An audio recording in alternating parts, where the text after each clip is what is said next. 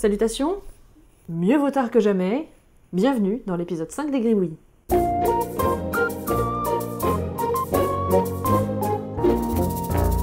Alors la semaine dernière, d'il y a 2-3 mois, on avait trouvé ce magnifique lutin du Père Noël. Alors on n'avait pas défini de nom, ni rien du tout, je vous ai demandé un petit peu de lui donner son histoire. Voilà, la raison pour laquelle il serait un peu ronchon, etc. Alors j'ai sélectionné des commentaires, et j'ai un peu pioché de ci de là, et j'en ai fait une histoire combinée. Voilà.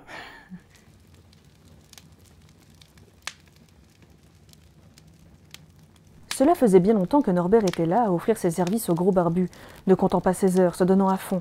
Il était là depuis... Depuis combien de temps déjà? Des siècles? Des millénaires? Norbert était l'un des premiers lutins du Père Noël et avait gravi les échelons tant bien que mal jusqu'à atteindre le grade prestigieux de chef des lutins de la section jouets en bois. Enfin, prestigieux à l'époque. Car le temps passe, les choses évoluent et les envies des enfants de ce monde aussi. Son pire ennemi, Régis le lutin, chef de la section électronique, est devenu plus important que lui maintenant que tous les enfants veulent des téléphones portables et des consoles de jeux. Norbert ne comprend pas. Un cheval à bascule, un petit train en bois, ne sont-ils pas plus amusants que le dernier Fallout? La question se pose. Si encore les jouets en bois étaient bien faits. Ses petits camarades faisaient du très bon travail, mais Norbert avait, comment dire, quelque peu perdu la main. Il faisait très clairement ce que l'on peut considérer comme étant des cadeaux de merde.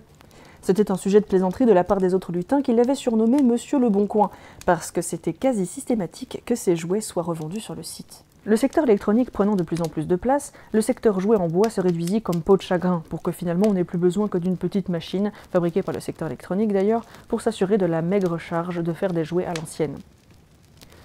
Beaucoup de lutins sont partis dans d'autres secteurs, mais Norbert a refusé, accroché à ses principes de la vieille école, et s'est vu employé au service client, section insatisfait.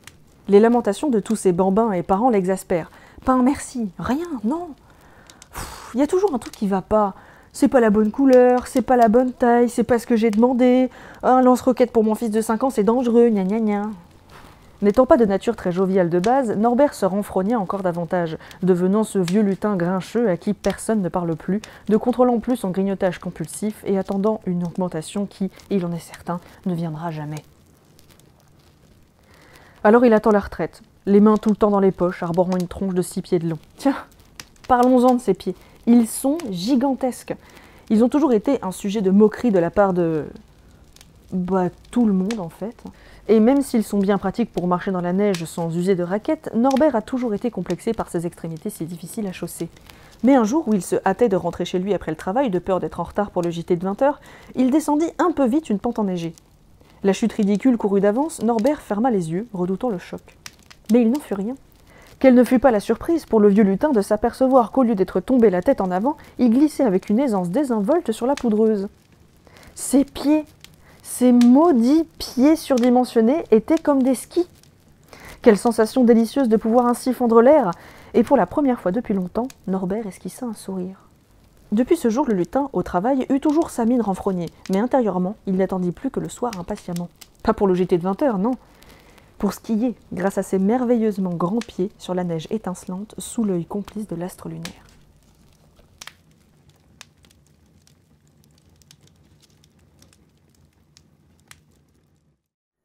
Voilà, c'était l'histoire de Norbert le lutin. Alors j'ai fortement hésité à vous raconter cette histoire comme ça, je pensais juste le mettre dans la description et puis basta. Ça fait même 2 fois en fait que je tourne l'histoire, la narration. La première fois c'était avec une petite mise en scène et en le montant je me suis rendu compte que c'était chiant comme la pluie. Donc là je l'ai retenté. Je ne sais pas si c'était cool, mais voilà, on est là pour tester des trucs, alors voilà, si ça vous a vraiment pas plu, promis je le referai plus. Toujours est-il que comme d'habitude, vous aussi vous l'avez remarqué? Oui, j'ai une marque noire sur le nez, je sais pas comment elle est arrivée là, je l'ai pas vue pendant que je tournais, donc elle sera là pendant une bonne partie de la vidéo. C'est très intéressant, c'est le mystère du jour, mais c'est pas la peine de me le faire remarquer dans les commentaires 1000 fois. Voilà, bisous! Je vous avais donné le gribouillis dans lequel moi j'ai trouvé Norbert pour que vous puissiez vous-même trouver quelque chose. Donc vous avez été nombreux à m'avoir envoyé des réponses, etc. Et pour me faire pardonner d'avoir tant tardé à faire cet épisode 5, je vais vous mettre absolument tous les résultats ici. Voilà, donc il y a pas mal de réponses, Et puis bah, comme d'habitude, il y a énormément d'inventivité, énormément d'imagination, il y a vraiment des choses, des jolies trouvailles, il y a des choses vraiment, vraiment super. Comme c'était la période des fêtes, il y en a qui m'ont dit qu'ils avaient fait partager les petits cousins, les parents, même des fois les grands-parents, et c'était vraiment super chouette. J'ai même une maman qui m'a envoyé un mail avec les dessins de ses filles, en fait, de 8 et 12 ans. Donc ce qui fait que Maëlys et Lina, eh bien, c'est les deux plus jeunes participantes au Gribouillis. Voilà, donc leurs dessins sont dans la masse, évidemment, je peux pas présenter tout le monde. Donc comme il faut faire un choix, eh bien, il a fallu que je détermine 3 dessins à mettre en avant. Donc j'ai choisi celui de Elsa, qui me dit que c'est un faux chevalier aux grandes oreilles, aux cheveux longs et avec un bec qui vient d'un autre monde. Donc voilà, je sais pas pourquoi faux chevalier, mais c'est elle qui décide. C'est elle qui l'a imaginé, donc c'est elle qui décide. Mais moi, ce que j'aime bien, c'est que déjà, il a l'air sous-motivé. C'est peut-être pour ça d'ailleurs que c'est un faux chevalier. Il a l'air totalement sous-motivé. Et en fait, ce que j'aimais bien là-dedans, c'était son modelé en fait. J'aime bien le traitement des ombres, etc. Et puis je sais pas, il est cool. Il a des joues il est un peu joufflu aussi, je trouve. Moi j'aime bien. Voilà, donc bravo. Ensuite, on a aussi donc Quentin, qui nous a fait une canne qui niche et qui a échappé au massacre de Noël. Et ça, bravo. Voilà, bravo. J'aime bien. Bon, c'est une canne un peu mélangée avec un pélican, hein, quand même. Hein, mais c'est très très très sympa, c'est ce qu'il a fait. J'aime bien le trait, en fait. Le style du trait. C'est ça qui m'a séduit un peu. Et puis cette canne qui a l'air bien heureuse, finalement. Et lui, il a fait participer son papa. Et ça, je trouve ça trop cool. Ils ont joué comme ça. C'était les périodes des fêtes. Et du coup, bah, il a embrigadé son père.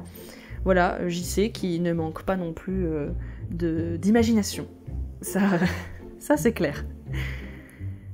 Donc, et ensuite, on a Glanaël qui a fait un dessin que personnellement je trouve superbe. Enfin, j'aime beaucoup beaucoup les couleurs en fait. Et d'ailleurs, Glanaël m'a dit dans son mail qu'elle avait été dégoûtée par le dessin pendant ses études et qu'elle avait arrêté de dessiner et que là, avec les Gribouillis, eh ben, ça lui avait permis de reprendre un peu le dessin. Et franchement, bah, t'arrêtes pas, hein. Vraiment, hein. Parce que c'est super cool, je trouve qu'il y a un style qui me fait un peu penser à d'ailleurs une estampe japonaise, hein. Peut-être que je me gourre totalement et que j'ai fumé la moquette, mais moi ça me fait beaucoup penser à ça, un démon de la mythologie japonaise. Enfin, je l'aime beaucoup, voilà, je le trouve très très sympathique. Donc bravo à tous en fait de m'avoir envoyé tout ça. C'était très sympa et encore une fois, bah, comme toujours en fait, ça a été très très difficile de choisir seulement 3 dessins parce qu'il y avait des choses super. Donc maintenant on va passer au prochain Gribouillis. J'ai tiré au sort les mails dans lesquels vous m'avez envoyé le Gribouillis que je traiterai et c'est tombé sur Aster qui dessine. Voilà, donc du coup bah, c'est parti. Donc voici la chose. Alors très clairement là d'emblée je vois un chat. Mais j'ai pas très envie d'exploiter ça en fait. Je trouve ça un peu facile. Moi j'ai pas envie, j'ai envie de faire quelque chose d'un peu moins évident en fait. Ouais, donc je l'ai vu dès que j'ai sorti le dessin de l'imprimante, le Gribouillis de l'imprimante, je l'ai vu immédiatement. Donc forcément, je ne pouvais pas, passer à côté. Je sais pas si vous voyez déjà où est-ce que je veux en venir. Voilà, là, clairement, on est sur une spécificité capillaire. Très clairement. Alors, je fais juste une houppette ou je fais le tout. Je crois que je vais lui faire que une houppette et le reste, voilà. Parce que ce sera le ridicule comme ça. Allez, va pour le ridicule. Voilà, donc il a une bouche inexistante, quasiment. Il est juste là, avec cette espèce de sourire un peu sournois. Je sais pas trop ce qui sais pas trop ce qu'il manigance, mais... Ouais, il a l'air un peu sournois, en fait. On dirait qu'il a fait un mauvais coup. Ou qu'il va en faire un. Il ourdit une blagounette. Ou une vengeance. Ou un truc. Mais en tout cas, il a l'air... Il a l'air de calculer un truc, là.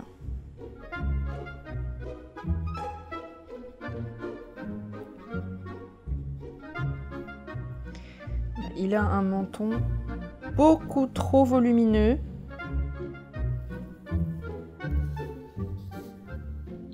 Et une pomme d'Adam très très apparente. Alors il a un truc coincé dans la gorge vraiment, pour de vrai, mais... C'est la méchanceté qui ressort, qui reste coincée. C'est vrai qu'il a pas l'air hyper sympa, quoi. Enfin, je sais pas ce que vous en pensez, mais... Vraiment, avec son petit sourire, là. Non, j'ai pas confiance. J'ai pas confiance en lui. Et voilà, le papy, je sais pas trop en fait. J'arrive pas à savoir s'il est content ou s'il est en train de manigancer un truc ou s'il est juste fier de son nouvel implant de cheveux, hein, parce que manifestement c'est très la calvitie tout autour et cette mèche improbable, extrêmement fournie. Je sais pas. Dites-moi dans les commentaires, comme d'habitude je vous demande un petit peu ce que vous en pensez. Qu'est-ce que c'est que cette expression? Qu'est-ce que c'est que ça? Qu'est-ce qu'il a? Qu'est-ce qu'il a, papy? Voilà. Et puis comment il s'appelle, hein, évidemment, de toute façon je compte sur vous. Comme à chaque fois. Vous allez m'inventer des trucs géniaux, j'en suis sûre. Donc voilà un petit peu. C'était quand même... ce gribouillis-là, il y avait plein de choses. Hein. J'ai vu énormément de visages et j'ai dû faire un choix, encore une fois. Et puis bah il y avait le fameux chat. Ah bah tiens, d'ailleurs, je l'avais oublié, en fait. Mais finalement, la tête du chat, je l'ai utilisée. Eh, le hasard. Truc de fou. J'avais totalement oublié, en fait, que j'avais la tête du chat que j'avais vu au début. Et finalement, j'en ai fait une mèche. Et bah pourquoi pas, j'ai envie de dire. Mais en tout cas, j'ai hâte de voir ce que vous ferez avec ce gribouillis-là. Donc, normalement, vous commencez à avoir l'habitude. Dans la description, je vais vous mettre un lien avec le gribouillis que moi j'ai traité, pour que vous puissiez m'envoyer par la suite vos résultats. Et justement pour ce qui est des résultats, donc vous allez pouvoir m'envoyer un mail à l'adresse qui s'affiche ici. Vous m'envoyez les résultats avec comme objet du mail résultat épisode 5. Et pour ceux qui veulent me donner un nouveau gribouillis à traiter pour la prochaine fois, vous envoyez aussi un mail à la même adresse avec dans l'objet les gribouillis épisode 6. Voilà, si c'est pas clair, de toute façon, tout est dans la description, tout ce que vous avez à savoir est là-dedans. J'ai hâte de savoir ce que vous allez faire avec. Et puis voilà. Pour ce qui est de la deadline, je pense pas reprendre les épisodes des gribouillis toutes les semaines, parce que c'est juste intenable, surtout en bossant sur les autres formats en même temps. C'est pas possible. Donc vous pouvez m'envoyer les gribouillis et les résultats hein, jusqu'au dimanche 26 mars. J'en profite aussi pour remercier les tipeurs. Je trouve que je le fais pas assez parce que vraiment votre aide est non négligeable, c'est le moins qu'on puisse dire. Donc merci beaucoup à vous tous. Merci pour les petits mots que vous me laissez dans les mails quand vous m'envoyez les gribouillis, etc. Merci aussi pour vos commentaires. Merci. Voilà, je vous dis à dans 15 jours pour l'épisode 6 des gribouillis. Et prenez soin de vous, bien entendu. Ciao!